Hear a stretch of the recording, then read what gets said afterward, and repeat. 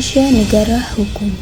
Begitu yang tertulis di Undang-Undang Dasar 1945 Pasal 1 Ayat 3. Tapi, benarkah hukum di negara ini berlaku adil untuk semua? Ataukah keadilan hanya berpihak pada mereka yang mampu membeli hukum itu sendiri? Disinilah kita perlu membuka mata, apakah hukum masih menjadi pilar keadilan atau justru alat kekuasaan. Ketimpangan hukum adalah kondisi di mana hukum tidak ditegakkan secara adil dan merata. Dalam kondisi ini, hukum seolah memiliki dua wajah, satu untuk rakyat biasa dan satu lagi untuk mereka yang berada di atas.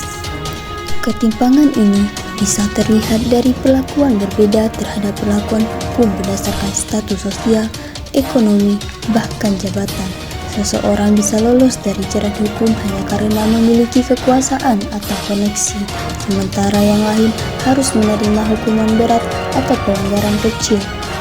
Tapi, bagaimana jika hukum itu sendiri pincang?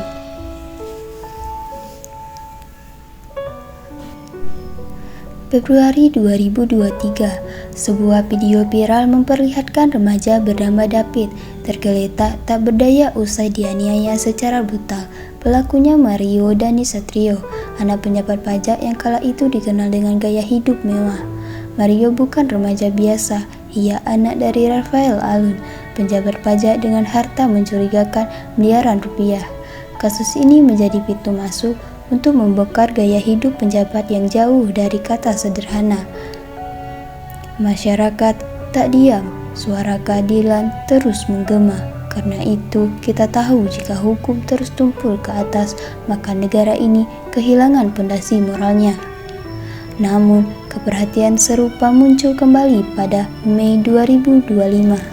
Argo Eriko Afandi, mahasiswa Fakultas Hukum UGM, meninggal dunia setelah sepeda motor yang dikendarainya ditabrak oleh mobil BMW di Jalan Palagan, Sleman. Pengemudi mobil tersebut adalah Cristiano Tarigan, mahasiswa Fakultas Ekonomi dan Bisnis UGM. Keluarga Argo menolak mediasi dan menuntut proses hukum yang adil. Mereka menegaskan bahwa keadilan bagi anak mereka harus ditegakkan tanpa kompromi. Kasus ini kembali mengingatkan kita akan pertanyaan yang sama, mengapa keadilan terus begitu sulit dijangkau ketika yang dihadapi adalah mereka yang punya nama, pengaruh, dan akses. Ketika kekuasaan menjadi tameng, maka hukum kehilangan makna. Pancasila dasar negara kita dengan tegas menempatkan keadilan sosial bagi seluruh rakyat Indonesia. Artinya, setiap warga negara tanpa memandang latar belakang berhak mendapatkan keadilan yang sama. Konstitusi kita, Undang-Undang Dasar 1945 pun menjamin persamaan di hadapan hukum. Tapi, ketika hukum hanya tajam ke bawah dan tumpul ke atas, nilai-nilai itu terkhianati.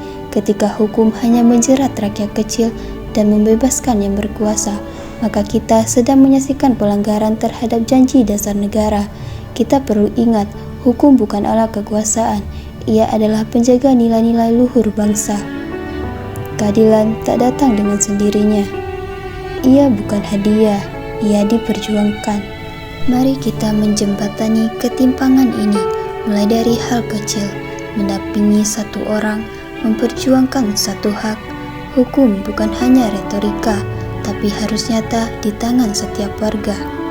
Mari kita pastikan keadilan bukan hanya janji, agar hukum benar-benar jadi tiang tegak bagi seluruh rakyat.